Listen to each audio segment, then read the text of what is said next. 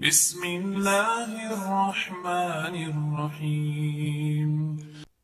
ناظرین، آج ہم آپ کو بہت ہی دلچسپ کہانی سنائیں گے جس کا عنوان ہے الو بیچنے کا انوکھا طریقہ۔ ناظرین، کسی گاؤں سے 4 دیہاتی روزگار کی تلاش میں شہر آئے۔ مارے مارے پھرتے رہے کہ آدھا دن گزر گیا۔ ان کے پاس ایک الو تھا، وہ اسے بیچنا چاہتے تھے، لیکن جس کو بھی الو خریدنے کا کہتے وہ کاٹ کھانے کو دھورتا کہ بھلا الو کا کسی نے کیا کرنا تھا۔ وہ بہت پریشان تھے کہ الو کا کوئی خریدار ہی نہیں۔ سوچ وچار کے بعد چاروں کو ایک ترکیب سوچی۔ پہلے دیہاتی ایک دکاندار کے پاس گیا اور کہا، میں الو خریدنا چاہتا ہوں۔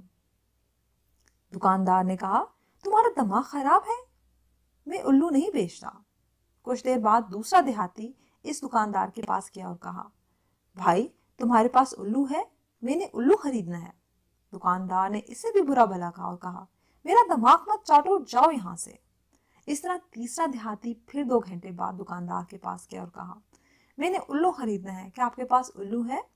دکاندار اب سخت غصے میں آ گیا اور کہا، میں گھریلو ضروریات کی سامان بیچتا ہوں، الو نہیں۔ یہ کہہ کر دکاندار نے اس تیسرے دیہاتی کو بھی چلتا کیا، لیکن خود سوچنے لگا، صبح سے الوؤں کے گھاک آ رہے ہیں، اگر میرے پاس الو ہوتے تو کتنی بیکری ہو جاتی۔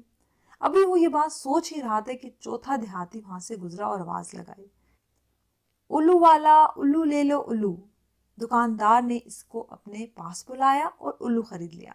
اب دکاندار بہت خوش تھا کہ اسے مہنگے داموں فروخت کروں گا، کیونکہ الو کے خریدار بہت ہیں۔ اس کے بعد جو گاہک بھی آتا، دکاندار اس کو الو بھی دکھاتا، شاید یہ الو خرید لے اور گاہک اسے برا بھلا کہہ کر چل دیتے۔ ناظرین، اگر آپ کو ہماری سٹوری پسند آئی ہو تو اسے شیئر کیجئے، لائک کیجئے اور کمنٹ کرنا نہ بھولیے۔ ہمارا چینل لازمی سبسکرائب کریں۔ اگلی سٹوری تک اجازت دیجیے گا۔ اللہ حافظ۔